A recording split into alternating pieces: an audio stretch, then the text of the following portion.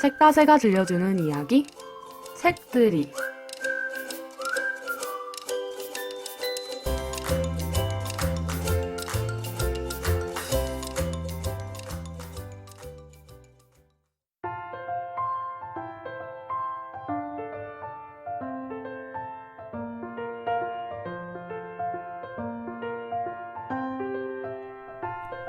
안녕하세요. 책모아 놀이터 5번째 시간. 저는 놀이터지기 류한경입니다.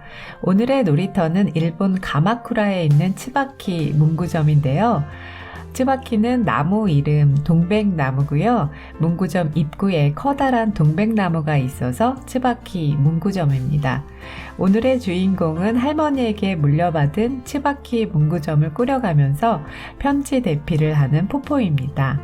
포포의 원래 이름은 일본어로 비둘기인 하토와 비슷한 하토코인데 우리나라에서는 구구라고 하는 비둘기 울음소리를 일본에서는 포포라고 해서 포포로 불렸습니다.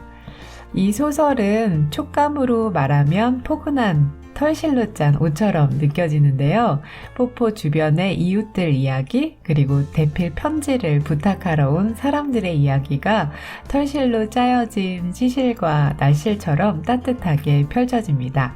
자, 그럼 오늘의 놀이터 츠바키 문구점으로 떠나보겠습니다.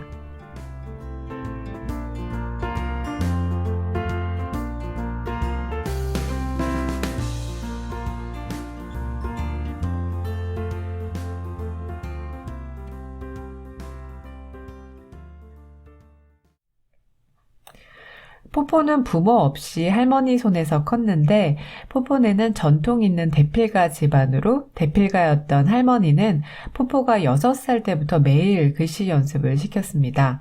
포포는 친구들이랑 놀 시간도 없었고 또 할머니는 말투나 행동거지 하나하나 다 엄하게 교육을 시켰어요.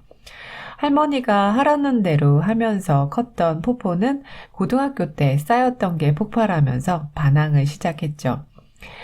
당신 인생을 나한테 강요하지 말라고 하면서 포포는 집을 떠나 연락을 끊고 살았는데 할머니가 돌아가신 거죠. 포포는 츠바키 문구점이 헐리고 팔리는 걸 막기 위해 다시 고향으로 돌아와서 츠바키 문구점을 이어받고 또 대필가 일도 하게 되었습니다. 츠바키 문구점에 편지를 써달라고 오는 사람들은 참 가지각색이었습니다. 지인들에게 이혼을 알리는 편지를 써달라고 온 사람도 있고 또 반려동물을 잃고 슬퍼하는 친구에게 조문 편지를 부탁하는 사람도 있었고요. 또 돈을 빌려달라는 부탁에 거절하는 편지를 써달라고 온 사람도 있고 정말 다양했습니다. 포포는 편지를 부탁하러 온 사람들에게 따뜻한 차를 대접하면서 어떤 내용을 담고 싶은지 또 편지를 받을 대상과 어떤 추억들이 있는지 이야기를 먼저 나눕니다. 이혼을 알리는 편지를 써달라는 부탁도 참 특이하죠. 편지를 부탁하러 온 남자는 부인이 다른 남자가 생겨서 이혼을 하게 된 거지만 부인을 나쁜 사람으로 만들고 싶지 않고 그동안 행복한 결혼 생활을 했고 그동안 우리 부부를 따스하게 봐줘서 감사하다는 뜻을 전하고 싶다고 했습니다. 이렇게 부탁을 받고 편지를 쓸 때 포포는 정말 세심하게 신경을 쓰는데 어떤 필기구와 종이로 할지 가로쓰기를 할지 세로쓰기를 할지 그리고 편지를 봉하는 왁스의 색은 어떤 걸로 할지도 고민을 합니다. 어느 날은 글씨를 너무 못 쓰는 게 평생 콤플렉스였던 카렌이 시어머니 생신카드를 써달라고 오기도 하는데요. 이때 포포는 글씨에 대해 새로운 깨달음도 얻습니다. 그 부분 한번 읽어보겠습니다.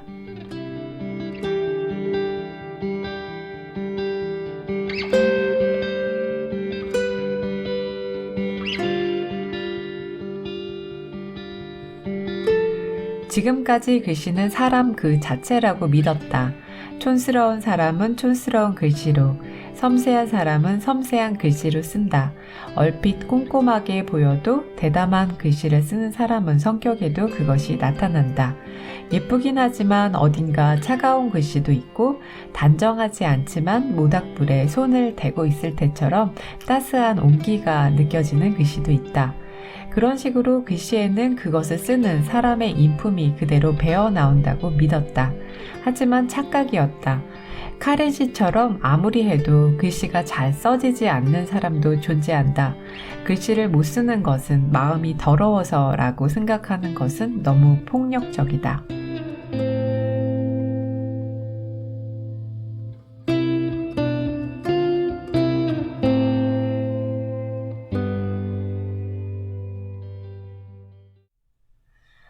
네, 저도 알게 모르게 글씨 잘 쓰는 사람과 못 쓰는 사람에 대한 편견이 있었는데 이 부분을 읽고는 다시 생각을 하게 되었습니다. 요즘은 컴퓨터 자판으로 쓰는 경우가 많아서 잘 쓰든 못 쓰든 손글씨는 정말 다 소중한 것 같습니다. 또 어느 날은 90이 넘은 어머니가 먼저 세상을 떠난 남편의 편지를 간절히 기다린다고 그 돌아가신 아버지가 쓴 것처럼 편지를 써달라고 온 아들도 있었습니다. 네, 정말 쉽지 않은 편지겠죠. 포포는 어떻게 써야 할지, 어떤 글씨체로 써야 할지 고민을 하는데 그 작가들이 창작의 고통이라고 할 만큼 몇 날 며칠을 고민하고 또 내용뿐만 아니라 아버지가 어떤 글씨체를 썼을지도 고민을 합니다. 그 부분 한번 읽어보겠습니다.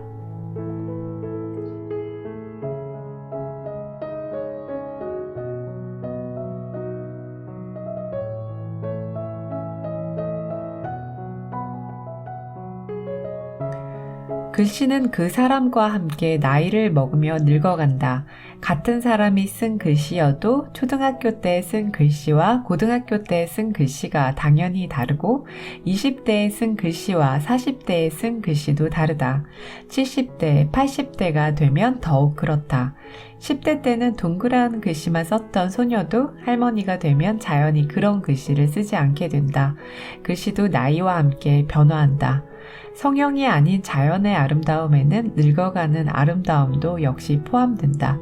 그런 생각을 하다 보니 쇼타로 씨 아버지가 지금이라면 어떤 글씨를 쓸지 감이 잡히지 않았다.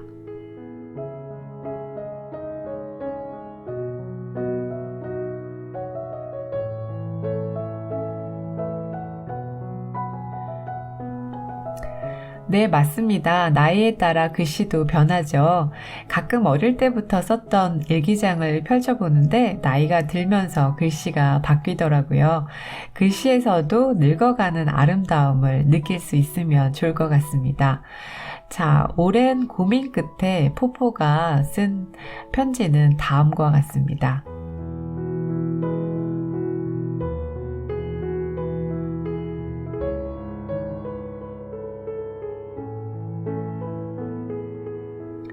사랑하는 치짱에게 나는 지금 아주 아름다운 풍경을 보고 있습니다. 여기서는 치짱이 아주 잘 보입니다. 이제 나는 공을 굴리며 고개하는 인생을 졸업했습니다. 그러니 다음에 만날 때는 매일 손을 꼭 잡고 마음껏 산책하지 않겠습니까? 웃는 얼굴의 치짱을 사랑합니다. 다시 만날 때까지 부디 건강하게 지내요. 세상에서 치짱을 가장 사랑하는 나로부터.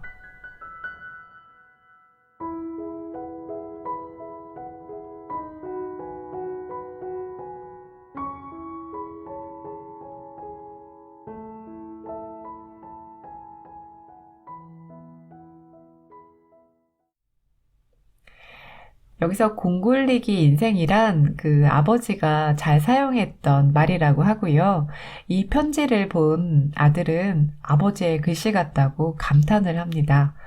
그리고 말린 꽃으로 장식하고 얇은 종이를 포개고 양초로 코팅을 해서 정성스럽게 쓴 편지를 받은 어머니는 진심으로 기뻐하면서 편지를 가슴에 꼭 껴안고 편안하게 임종을 맞이했습니다. 이렇게 대필 편지를 쓰면서 사람들을 도와주고 또 행복해진 사람들을 만나는 기쁨을 느끼던 포포도 편지로 사랑하는 사람도 만나고 새로운 가족도 생기고 또 미워했던 할머니의 마음도 이해하게 됩니다. 이렇게 다양하게 부탁받은 편지를 어떻게 쓸까 궁금해지고 또 다음에는 어떤 사람이 편지를 부탁하러 올까 궁금해지는 소설이었는데요. 이 소설에는 포포의 이웃과 친구들 이야기도 많이 나오는데 같이 먹는 음식 장면도 많이 나옵니다.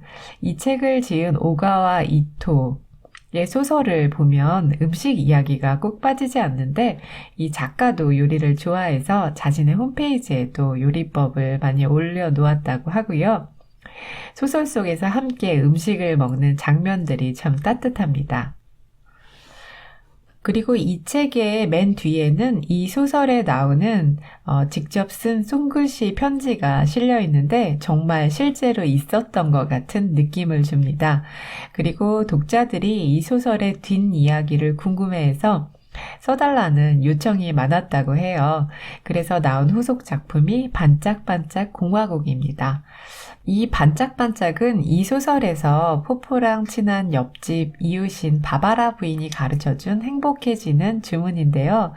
정말 그렇게 읽고 나면 행복해지는 기분을 느낄 수 있었던 따뜻한 소설 츠바키 문구점이었습니다. 네, 그 반짝반짝 부분을 읽으면서 책모아 놀이터 5번째 츠바키 문구점을 마치겠습니다. 모두들 책과 함께 행복한 나날 보내세요.